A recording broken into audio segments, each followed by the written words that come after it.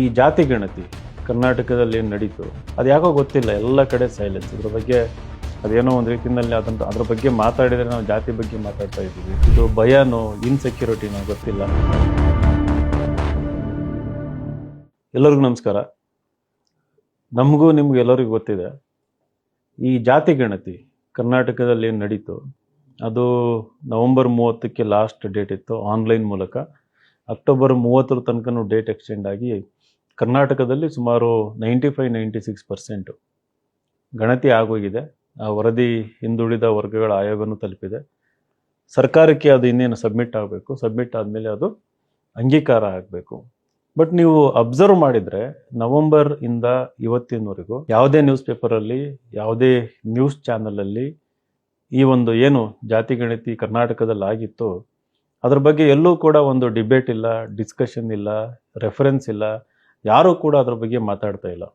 ರಾಜಕೀಯ ಪಕ್ಷಗಳು ಇದ್ರ ಬಗ್ಗೆ ಮಾತಾಡ್ತವೆ ಅಂತಂದು ಅಪೇಕ್ಷೆ ಪಡೋದು ನಮ್ಮ ಮೂರ್ಖತನ.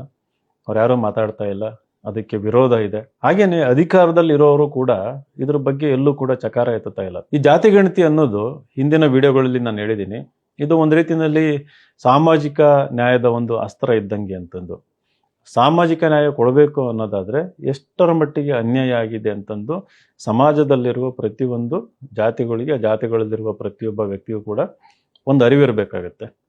ಆ ಬೇಸಿಸ್ ಮೇಲೆ ಅವರು ನ್ಯಾಯನ ಕೇಳ್ಬೋದು, ಇದನ್ನು ಅನ್ಯಾಯನ ಪರಿಹಾರ ಮಾಡಿಕೊಡಿ, ಸರಿಪಡಿಸಿ ಅಂತಂದು ಒಂದು ಧ್ವನಿ ಎತ್ತಬೋದು. ನಮಗೆ ಯಾವ ರೀತಿ ಅನ್ಯಾಯ ಆಗಿದೆ, ಎಷ್ಟು ಜನರಿಗೆ ಅನ್ಯಾಯ ಆಗಿದೆ, ಇದರ ಅರಿವಿಲ್ದಂಗೆ ನಾವು ರಾಜಕಾರಣ ಮಾಡೋಕ್ಕಾಗಲ್ಲ, ಅಭಿವೃದ್ಧಿ ಕೇಳೋಕ್ಕಾಗಲ್ಲ, ಅಥವಾ ರಾಜಕೀಯದಲ್ಲಿ ಒಂದು ಪ್ರಾತಿನಿಧ್ಯ ಕೊಡಿ ಅಂತಂದು ಕೂಡ ನಾವು ಕೇಳೋದಕ್ಕಾಗಲ್ಲ.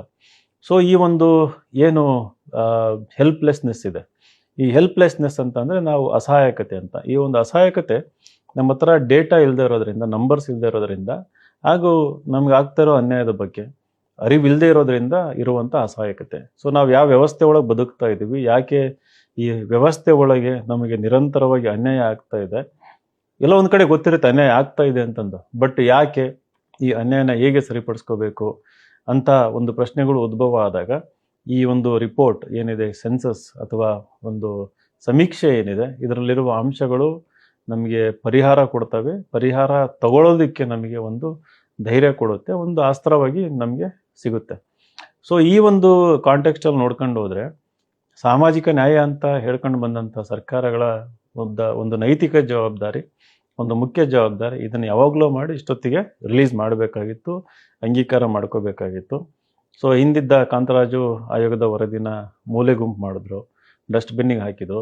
ಬಟ್ ಇವಾಗ ಇನ್ನೊಂದೇನೊಂದು ವರದಿ ರೆಡಿಯಾಗಿದೆ, ಅದನ್ನು ಶೀಘ್ರದಲ್ಲೇ ಅದನ್ನು ತರಿಸ್ಕೊಂಡು, ಅದನ್ನು ಅಕ್ಸೆಪ್ಟ್ ಮಾಡಿಕೊಂಡು, ಅದನ್ನು ಜಾರಿಗೊಳಿಸಿ ಅದನ್ನು ಪಬ್ಲಿಕ್ ಕೂಡ ಮಾಡಬೇಕು ಅಂತಂದು ಎಲ್ಲರೂ ಯಾರ್ಯಾರು ಅನ್ಯಾಯಕ್ಕೊಳಗಾಗಿದ್ದಾರೆ ಅವರ ಒಂದು ಅಪೇಕ್ಷೆ ಇದೆ. ಇದ್ರ ಬಗ್ಗೆ ನಾನು ಕೂಡ ಸಾಕಷ್ಟು ವಿಡಿಯೋಗಳನ್ನ ಮಾಡಿದ್ದೆ. ಆಮೇಲೆ ಹಿಂದೆನೂ ವಿಡಿಯೋ ಮಾಡಿ ಹೇಳಿದೆ, ಇದ್ರ ಬಗ್ಗೆ ನಿರಂತರವಾಗಿ ನಾವು ಮಾತಾಡ್ತಾ ಇರಬೇಕು ಅಂತಂದು. ಅದು ಯಾಕೋ ಗೊತ್ತಿಲ್ಲ, ಎಲ್ಲ ಕಡೆ ಸೈಲೆನ್ಸ್. ಇದ್ರ ಬಗ್ಗೆ ಅದೇನೋ ಒಂದು ರೀತಿಯಲ್ಲಿ ಅದ್ರ ಬಗ್ಗೆ ಮಾತಾಡಿದರೆ ನಾವು ಜಾತಿ ಬಗ್ಗೆ ಮಾತಾಡ್ತಾ ಇದ್ದೀವಿ, ಅದ್ರ ಬಗ್ಗೆ ಮಾತಾಡಿದರೆ ನಾವು ಯಾವ ದೊಡ್ಡ ಪವರ್ಫುಲ್ನ ಎದುರಾಕೊಂತಿದ್ದೀವಿ. ಇದು ಭಯನೋ ಇನ್ಸೆಕ್ಯೂರಿಟಿನೋ ಗೊತ್ತಿಲ್ಲ. ನನ್ನ ಕೇಳಿದರೆ ಇದರ ಬಗ್ಗೆ ಮಾತಾಡಿದಾಗ ನಾವು ಯಾವುದೇ ಜಾತಿ ಬಗ್ಗೆ ಮಾತಾಡ್ತಾ ಇಲ್ಲ, ಒಂದು ಜಾತಿ ಪರ ಮಾತಾಡ್ತಾವಿಲ್ಲ, ಅಥವಾ ಇನ್ನೊಂದು ಜಾತಿ ವಿರುದ್ಧ ಮಾತಾಡ್ತಾ ಇಲ್ಲ. ಒಂದು ಸಮಾಜದ ಕನಸನ್ನು ಹೊತ್ಕೊಂಡು ಇವತ್ತು ನಾವು ಸ್ವಾತಂತ್ರ್ಯನ ಪಡೆದ್ವಿ. ಸ್ವಾತಂತ್ರ್ಯ ಸಂಗ್ರಾಮ ಆದಾಗ ನಮ್ಮ ಸಂವಿಧಾನದಲ್ಲಿ ಒಂದು ಸಮಾನತೆ, ಅವಕಾಶಗಳ ಸಮಾನತೆ, ಸ್ಥಾನಮಾನಗಳ ಸಮಾನತೆ ಅಂತಂದು ಬಹಳ ಒಂದು ದೊಡ್ಡ ಬೋಲ್ಡ್ ಲೆಟರ್ಸಲ್ಲಿ ಬರೆದಿದ್ದೀವಿ. ಎಲ್ಲ ರೀತಿಯ ಸಾಮಾಜಿಕ, ಆರ್ಥಿಕ, ರಾಜಕೀಯ ನ್ಯಾಯ ಎಲ್ಲರಿಗೂ ಸಿಗಬೇಕು ಅನ್ನೋದು ಕೂಡ ಈ ಅಪೇಕ್ಷೆ. ಸೊ ನ್ಯಾಯ ಸಿಗಬೇಕು ಅಂತಂದರೆ ಇಲ್ಲಿ ಒಂದು ಸಮಾನತೆ ಇರಬೇಕಾಗತ್ತೆ. ಸಮಾನತೆ ಇಲ್ದಂಗೆ ನಮಗೆ ಎಲ್ಲರಿಗೂ ಕೂಡ ನ್ಯಾಯ ಸಿಗೋದಿಲ್ಲ. ಸಮಾನತೆ ಇಲ್ಲದೆ ಇದ್ದಾಗ ನಿರಂತರವಾಗಿ ಅನ್ಯಾಯ ನಡೀತಾ ಇರ್ತದೆ. ಸೊ ಸಮಾಜ ಕಟ್ಟಬೇಕು ಅನ್ನೋ ಒಂದು ಅಪೇಕ್ಷೆ ಎಲ್ಲರಲ್ಲೂ ಇರಬೇಕಾಗುತ್ತೆ. ಅದಕ್ಕೆ ನಾವು ಭ್ರಾತೃತ್ವ ಅನ್ನೋದು ಕೂಡ ನಮ್ಮ ಸಂವಿಧಾನದಲ್ಲಿ ನಾವು ಸೇರಿಸಿದ್ದೀವಿ. ಒಬ್ರಿಗೊಬ್ರು ಮ್ಯೂಚುವಲ್ ಹೆಲ್ಪ್ ಮಾಡುವಂಥ ನೇಚರ್ ಇರಬೇಕು, ಒಬ್ರನ್ನೊಬ್ರು ಮೇಲೆತ್ತುವಂಥ ಯೋಚನೆ ಇರಬೇಕು. ಸೊ ಹಂಗಿದ್ದಾಗ ಏನಾಗುತ್ತೆ, ನಮ್ಮ ಸಮಾಜದಲ್ಲಿ ಈ ದ್ವೇಷಗಳು ಕಡಿಮೆ ಆಗ್ತವೆ, ಜಾತಿ ವೈಷಮ್ಯಗಳು ಕಡಿಮೆ ಆಗ್ತವೆ. ಎಲ್ಲರೂ ಶ್ರೀಮಂತರಾದಾಗ, ಎಲ್ಲರೂ ಅವ್ರವ್ರ ಬದುಕು ಕಟ್ಕೊಳ್ಳೋ ಒಂದು ಕೆಪಾಸಿಟಿ ಡೆವಲಪ್ ಆದಾಗ ಒಂದು ಹೆಲ್ತಿ ಕಾಂಪಿಟೇಷನ್ ಇರ್ತದೆ. ಅಲ್ಲಿ ಒಬ್ರನ್ನೊಬ್ಬರನ್ನ ತುಳಿಯುವಂಥ ವ್ಯವಸ್ಥೆ ಇರೋದಿಲ್ಲ. ಸೊ ಇದೆಲ್ಲರಿಗೂ ಒಳ್ಳೆಯದು. ಯಾರು ಮುಂದುವರೆದಿದ್ದಾರೆ ಆ ಜಾತಿಗಳಿಗೂ ಕೂಡ ಒಳ್ಳೆಯದು, ಯಾರು ಹಿಂದುಳಿದಿದ್ದಾರೆ ಅವರಿಗೆ ಈ ಒಂದು ರಿಪೋರ್ಟ್ ಬಂದು ಅವರು ಮುಂದುವರೆದ್ರೆ ಎಲ್ಲರಿಗೂ ಕೂಡ ಒಳ್ಳೆಯದಾಗುತ್ತೆ. ಈ ಒಂದು ಉದಾರ ಮನೋಭಾವದಿಂದ, ಒಂದು ಮಾನವೀಯತೆಯ ದೃಷ್ಟಿಯಿಂದ ನೋಡಿದಾಗ ಈ ಒಂದು ಜಾತಿ ಗಣತಿ ಏನಿದೆ ಇದು ಎಲ್ಲರಿಗೂ ಬೇಕಾದದ್ದು. ಹಾಗಾಗಿ ಕೇವಲ ಕೆಲವು ಜಾತಿಗಳು ಕೇಳ್ತಾ ಇದ್ದಾರೆ, ಇದನ್ನು ನಾಳೆ ಸಿದ್ದರಾಮಯ್ಯನವ್ರು ಇಂಪ್ಲಿಮೆಂಟ್ ಮಾಡಿದರೆ ಅವರು ಜಾತಿವಾದಿ, ಇದೆಲ್ಲ ಸುಳ್ಳು, ಇದೆಲ್ಲ ತಪ್ಪಾಗುತ್ತೆ. ಈ ರೀತಿ ಲೇಬಲಿಂಗ್ ಮಾಡುವಂಥದ್ದು, ಈ ರೀತಿ ಒಂದು ಹಣೆಪಟ್ಟಿ ಕಟ್ಟುವಂಥದ್ದು. ಸೊ ಹಾಗಾಗಿ ನಮ್ಮ ಕಳಕಳಿಯ ಮನವಿ ಎಲ್ಲರಲ್ಲಿ ಏನಪ್ಪ ಅಂತಂದರೆ, ಇದನ್ನು ಸಪೋರ್ಟ್ ಮಾಡಿ. ಇದರಲ್ಲಿ ಯಾವುದೇ ಜಾತೀಯತೆ ಇಲ್ಲ. ಇದು ಒಂದು ಒಳ್ಳೆಯ ಸಮಾಜ ನಿರ್ಮಾಣ ಮಾಡೋದಕ್ಕೆ.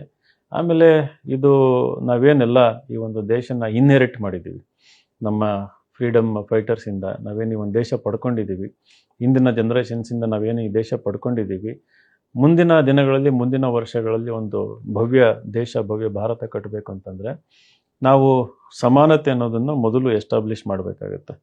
ಸಮಾನತೆ ತರದಂಗೆ ನಾವೇನಾದರೂ ನಮ್ಮ ದೇಶನ ವಿಶ್ವಗುರು ಮಾಡ್ತೀವಿ ಅಥವಾ ಡೆವಲಪ್ಡ್ ನೇಷನ್ ಮಾಡ್ತೀವಿ, ಸೂಪರ್ ಪವರ್ ಮಾಡ್ತೀವಿ ಅಂತಂದರೆ ಅದು ಸುಳ್ಳು. ಅದು ಕೇವಲ ತಾತ್ಕಾಲಿಕವಾಗಿರುತ್ತೆ, ಅದು ಲಾಂಗ್ ಟರ್ಮ್ ಪರ್ಮನೆಂಟ್ ಆಗಿರಲ್ಲ. ಸೊ ಈ ಒಂದು ದೃಷ್ಟಿಕೋನನ ನೆನಪಲ್ಲಿಟ್ಕೊಂಡು ನಾವೆಲ್ಲರೂ ನಮ್ಮ ದೇಶಕ್ಕೋಸ್ಕರ, ದೇಶದ ಹಿತಕ್ಕೋಸ್ಕರ ಈ ರೀತಿ ಏನು ಜಾತಿಗಣತಿ ನಡೆದಿದೆ ಕರ್ನಾಟಕದಲ್ಲಿ, ಮುಂದೆ 27ರಲ್ಲಿ ಕೇಂದ್ರ ಸರ್ಕಾರನೂ ಕೂಡ ಅದನ್ನು ಮಾಡುತ್ತೆ. ಅದು ಬಂದಾಗಲೂ ಕೂಡ ನಾವೆಲ್ಲರೂ ಅದನ್ನು ಸ್ವೀಕಾರ ಮಾಡೋಣ. ಈಗ ಇದೇನು ನಡೆದಿದೆ, ಈಗ ಮುಂಬರುವ 28 ಚುನಾವಣೆ ಇರ್ಬೋದು, ಅದಕ್ಕೆ ಒಂದು ಒಳ್ಳೆ ಡಿಬೇಟ್ ಕೂಡ ಶುರು ಆಗುತ್ತೆ. ಪೊಲಿಟಿಕಲ್ ಪಾರ್ಟೀಸ್ ಒಂದು ಯಾರಿಗಿದುವರೆಗೂ ರೆಪ್ರೆಸೆಂಟೇಷನ್ ಕೊಟ್ಟಿಲ್ಲ, ಅದನ್ನು ಕೊಡೋದಕ್ಕೂ ಕೂಡ ಸಹಾಯಕಾರಿ ಆಗುತ್ತೆ.